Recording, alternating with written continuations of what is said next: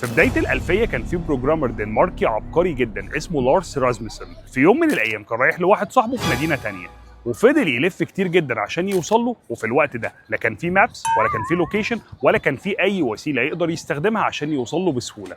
وفضل يلف والناس تتوهه لحد ما اتخنق وفي الآخر رجع مدينته مرة تانية. لارس فكر ليه ما يكونش في على كل تليفون خريطة بتقدر تساعد الناس يوصلوا لأي عنوان عايزين يروحوا له. وعشان كده لما رجع اشتغل هو واخوه على تطوير خريطة بتعمل الوظيفة دي. وسنة 2004 أسسوا شركة وسموها ويرتو تكنولوجيز، وعملت فعلا أول خريطة موجودة على التليفون. سنة 2005 شركة جوجل قررت تستحوذ على شركة ويرتو تكنولوجيز مع شركة تانية اسمها كي هول، وعملوا منها جوجل مابس اللي بقت موجودة على كل تليفون ومحدش يقدر يستغنى عنها النهاردة. تخيل بقى إن كل ده يحصل عشان واحد تاه. استنونا الفيديو الجاي عشان نتكلم على اختراعات أغرب وأغرب وأغرب. سلام.